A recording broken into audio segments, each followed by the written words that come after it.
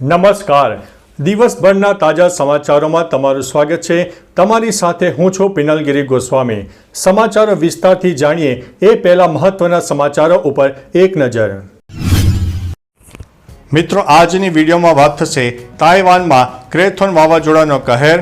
તાઇવાનમાં ક્રેથોન નામનું વાવાઝોડું આવ્યું છે, જેમાં 209 કિલોમીટર કરતાં વધુની સ્પીડે પવન ફૂંકાયો છે. ત્યારે વાત થશે તિરુપતિ પ્રસાદ કેસમાં એસસી અને એસઆઈટીની રચના કરવાનો આદેશ આપવામાં આવ્યો છે. સી ટીમના હાથે રોમિયો ઝડપાઈ ગયો છે, ફે થઈ ગયું હતું. ત્યારે વાત થશે ગરબાના મેદાનમાં પહોંચ્યો હતો ક્રિકેટ અક્ષય પટેલ. ત્યારે વાત થશે પહેલા નોરતે જ સુરતી લોકોએ કરી છે મોજ. ત્યારે વાત થશે સનાતનનો નાશ કરવા ધૂળ ચાટતા થઈ જશે. ત્યારે વાત થશે મદદ માટે 737 સી ટીમ તૈનાત કરવામાં આવી છે. એક્ટર ગોવિંદા હોસ્પિટલમાંથી ડિસ્ચાર્જ કરવામાં આવ્યા છે. ત્યારે વાત થશે ગરબા દરમિયાન આ તકેદારી રાખો. ત્યારે વાત થશે રાજકોટમાં 2000 જેટલા ધાર્મિક દબાણોને દૂર કરવામાં આવનાર છે. ત્યારે વાત થશે અમિત શાહે હોસ્પિટલનું લોકાર્પણ કર્યું છે. અને અંતે એલોન મસ્કના નામે ફરીથી રેકોર્ડ બન્યો છે. હવે મિત્રો, સમાચારો વિસ્તારથી. વિશ્વના સૌથી અમીર વ્યક્તિ alone Musk social media platform x પર સૌથી વધુ ફોલો કરવામાં આવતી વ્યક્તિ બની ગયા છે. એક્સ ઉપર તેમના 200 મિલિયન ફોલોઅર્સ છે. તેમના પછી અમેરિકાના પૂર્વ રાષ્ટ્રપતિ બરાક ઓબામા છે, 131.9 બિલિયન્સ સાથે બીજા ક્રમે જોવા મળ્યા છે.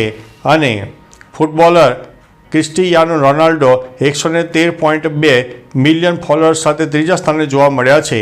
એક્સ ઉપર પીએમ મોદીના પણ 102.4 મિલિયન ફોલોઅર્સ જોવા મળ્યા છે. મિત્રો, અન્ય મહત્વના સમાચારની વાત કરીએ તો અમિત શાહે હોસ્પિટલનું લોકાર્પણ કર્યું છે. અમિત શાહ ગુજરાતના પ્રવાસનો બીજો દિવસ હતો, ત્યારે તેમણે અડાલજ ખાતે જલ સહાયક ટ્રસ્ટ દ્વારા સંચાલિત હીરામણી આરોગ્ય ધામ ડે કેર હોસ્પિટલનું ઉદ્ઘાટન કર્યું હતું. અહીં જે બાળકોને સાંભળવામાં તકલીફ હોય તેમની હિયરિંગ એડનું પણ વિતરણ કરાયું હતું. અહીં ઘણી બીજી બધી સુવિધાઓ મળશે, જે ગરીબ અને મધ્યમ વર્ગના પરિવારને ખર્ચમાંથી મુક્તિ આપશે. શાહની હાજરીમાં જ એડીસી બેંકનો સ્વર્ણિમ શતાબ્દી મહોત્સવ પણ આયોજિત છે. મિત્રો, અન્ય મહત્વના સમાચારની વાત કરીએ તો રાજકોટમાં 2000 જેટલા ધાર્મિક દબાણો દૂર કરાશે. રાજકોટ શહેર અને ગ્રામ્ય વિસ્તારમાં જાહેર રસ્તાઓ પરના ધાર્મિક દબાણો દૂર કરવામાં આવશે. તંત્રએ કુલ 2000 જેટલી મિલકતોની ઓળખ કરી છે. આ દબાણો દૂર કરવાની કામગીરી તબક્કાવાર કરવામાં આવનાર છે, જેમાં પહેલા મિલકતોને નોટિસ આપવાની કાર્યવાહી થશે. ખાસ કે કોર્ટના આદેશ બાદ દબાણની ઓળખ કરવામાં આવી છે. હવે તેને દૂર કરવાની કાર્યવાહી પણ હાથ ધરવામાં આવનાર છે. મિત્રો, અન્ય મહત્વના સમાચારની વાત કરીએ તો ગરબા દરમિયાન આ તકેદારી રાખો. તબિયત બગડે તો પોલીસ કે ડૉક્ટરનો સંપર્ક કરો. રાતના સમયે સુમસાન રસ્તે જવાનું ટાળો. વાહન ના મળે તો 100 અથવા તો 181 નંબર પર કોલ કરો. ગરબાના રાઉન્ડ પર ઇમરજન્સી એક્ઝિટનો રસ્તો લઈ શકો છો. ફોનમાં યુપીઆઈ સુવિધા અને રોકડ રૂપિયા સાથે રાખો. અજાણી વ્યક્તિને પર્સનલ ડિટેલ્સ આપવો નહીં. ગરબાના આયોજકોના નંબર અને ગ્રાઉન્ડનું લોકેશન પરિચિત લોકો સાથે શેર કરો. ઓલા અને ઉબેર જેવી એપ્લિકેશન પરથી રાઇડ બુક કરીને લાઈવ લોકેશન પરિચિત સાથે શેર કરો. મિત્રો, અન્ય મહત્વના સમાચારની વાત કરીએ તો એક્ટર ગોવિંદા હોસ્પિટલમાંથી ડિસ્ચાર્જ કરવામાં આવ્યા છે. 3 દિવસ સુધી હોસ્પિટલમાં રહ્યા બાદ ગોવિંદાને રજા આપવામાં આવી છે. હવે તેમને 6 અઠવાડિયા સુધી બેડ રેસ્ટ કરવો પડશે. મંગળવારે ગોવિંદાની રિવોલ્વમાં મિસફાયર થતાં ગોવિંદાને ઘૂંટણમાં ગોળી વાગી હતી. તેઓ મુંબઈની ક્રિટિકેર હોસ્પિટલમાં દાખલ થયા હતા. ઉપરાંત હોસ્પિટલથી બહાર આવીને ગોવિંદાએ તેમના ચાહકોનો આભાર માન્યો છે અને વિડીયો પર ઘણા બધા વાયરલ થયા છે. મિત્રો, અન્ય મહત્વના સમાચારની વાત કરીએ તો મદદ માટે 737 સી ટીમ તૈનાત. નવરાત્રી દરમિયાન મહિલાઓની સુરક્ષા અને સલામતી માટે તમામ શહેર અને જિલ્લાઓમાં મળીને કુલ 737 સી ટીમ ખડે પગે છે, જે પરંપરાગત પહેરવેશમાં ખેલૈયાઓની વચ્ચે ફરજ બજાવી રહી છે.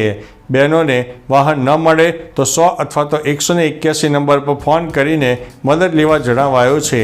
શહેર અને જિલ્લામાં 209 જેટલા કંટ્રોલ રૂમ પણ આવી રહ્યા છે. અહીંથી મોનિટરિંગ પણ થઈ રહ્યું છે. હાલ રાજ્યમાં નવરાત્રી માટે 5152 સીસીટીવી કેમેરા પણ લગાવવામાં આવ્યા છે. મિત્રો, અન્ય મહત્વના સમાચારની વાત કરીએ તો સનાતનનો નાશ કરનારા ધૂળ ચાટતા થઈ જશે. આંધ્રપ્રદેશના તિરુપતિ મંદિરના પ્રસાદમાં એક ભેળસેળને લઈને ડેપ્યુટી સીએમ પવન કલ્યાણે કહ્યું છે કે ભેળસેળ એક આઇસબર્ગ જેવું છે. તેની સાથે ઘણું બધું છે જેની તપાસ કરવાની જરૂર છે. જેઓ સનાતનનો નાશ કરે છે તેઓ ધૂળ ચાટતા થઈ જશે. હું સનાતન ધર્મનું પાલન કરું છું અને તેના માટે બધું બલિદાન પણ આપી શકું છું. પવને 11 દિવસની તપસ્યા બાદ જાહેર સભાને સંબોધન કર્યું હતું. મિત્રો, અન્ય મહત્વના સમાચારની વાત કરીએ તો પહેલા નોરતે સુરતીઓએ મજા કરી હતી. સુરતના લોકો મોજ કરવા માટે જાણીતા છે. તેઓ નવરાત્રિમાં ઉજવવામાં પણ પાછળ નથી. દર વર્ષે નવરાત્રિ દરમિયાન અહીં કરોડોના ખર્ચે મોટા આયોજકો ગરબાનું આયોજન કરતા હોય છે. ઉપરાંત ગત 2 દિવસથી પહેલા નોરતે જ સુરતમાં વેસુના વાય જંકશન અને CR ઝરઝારના ગરબામાં મોડી રાત સુધી મોજ થઈ હતી. 30 જેટલા સભ્યોની ટીમ ખેલૈયાઓને જોરદાર નચાવ્યા હતા, જેમાં નાસિક ઢોલ પણ રજૂ કરવામાં આવ્યો હતો. મિત્રો, અન્ય મહત્વના સમાચારની વાત કરીએ તો ગરબાના મેદાનમાં પહોંચ્યો છે ક્રિકેટર અક્ષય પટેલ. હાલમાં જ બાંગ્લાદેશ સામે ભારત ટેસ્ટ ટીમમાં રહેલા ક્રિકેટર અક્ષર પટેલ નડિયાદ પહોંચ્યા હતા. તેમણે પહોંચતા પહેલા નોરતે માતાજીના દર્શન કર્યા હતા. તે નવદુર્ગા નવરાત્રિ મહોત્સવમાં ઉપસ્થિત રહ્યો હતો. અહીં તેમણે માતાજીની આરતી પણ ઉતારી હતી. અહીંથી તેણે સૌને નવરાત્રિની શુભેચ્છાઓ પાઠવી હતી. નોંધનીય છે કે નડિયાદ એ અક્ષરનું ગામ છે. તેણે નડિયાદના લોકોને નવરાત્રિનો આનંદ માણવા જણાવ્યું છે. મિત્રો, અન્ય મહત્વના સમાચારની વાત કરીએ તો સી ટીમના હાથે ચડ્યો રોમિયો ફે થઈ ગયો. નવરાત્રિને લઈને પોલીસ ચાંપતી નજર રાખી રહી છે. કોઈ દીકરી સાથે અઘટિત ઘટના ઘટે તે માટે ખડે પગે ખાખીની ટીમ તૈયાર છે. સુરતમાં ખેલૈયાઓના વેશમાં રહેલી સી ટીમે એક રોમિયોને પાઠ ભણાવ્યો છે. નવરાત્રિ રમવા જતી દીકરીઓને નિહાળી રહેલા રોમિયોને સી ટીમની મહિલાએ સવાલો કરતા તેના પગ તળેથી જમીન સરકી ગઈ હતી. પોલીસે તેને પકડીને પાઠ ભણાવ્યો છે. ખાસ કે નવરાત્રિમાં સી ટીમ ખેલૈયાઓના વેશમાં વોચ પણ રાખી રહી છે. મિત્રો, અન્ય મહત્વના સમાચારની વાત કરીએ તો આંધ્રપ્રદેશના તિરુપતિ મંદિરના પ્રસાદમાં ભેળસેળના મામલાની સુનાવણીમાં સુપ્રીમ કોર્ટે તપાસ માટે SITની રચના કરવાનો આદેશ આપ્યો છે. SITમાં 2 CBI officer, 2 Andhra Pradesh police officer અને FSSના ઓફિસર પણ રહેશે. મુખ્યમંત્રી ચંદ્રબાબુ નાયડુએ આરોપ લગાવ્યો છે કે અગાઉની YSRCP સરકારમાં મંદિરના પ્રસાદમાં ભળેલા ઘીમાં પ્રાણીની ચરબી અને માછલીનું તેલ ભેળવવામાં આવતું હતું. મિત્રો, અન્ય મહત્વના સમાચારની વાત કરીએ તો તાઇવાનમાં ક્રેથોન વાવાઝોડાનો કહેર. તાઇવાનમાં ક્રેથોન વાવાઝોડું આવ્યું છે, જેમાં 209 કિલોમીટર પ્રતિ કલાકની ઝડપે પવન ફૂંકાયો છે. દરમિયાન અનેક વિસ્તારોમાં ભારે વરસાદ પણ પડ્યો છે. તેથી સરકારી ઓફિસ અને શાળાઓમાં રજા આપવામાં આવી હતી. આ વચ્ચે 2 થી વધુ લોકોના મોત પણ થઈ ચૂક્યા છે. 100 થી વધારે લોકો ઈજાગ્રસ્ત થયા છે. તમામ ડોમેસ્ટિક ફ્લાઇટ કેન્સલ કરી દેવામાં આવી છે અને હુઆલીના કાઉન્ટીમાં 3000થી વધુ ભારતીયોને સુરક્ષિત જગ્યાએ ખસેડવામાં આવ્યા હતા. તો ચાલો મિત્રો, ફરીથી દેશ અને દુનિયાના સુપરફાસ્ટ સમાચાર લઈને મળતા રહીશો. ત્યાં સુધી અમને રજા આપશો. નમસ્તે.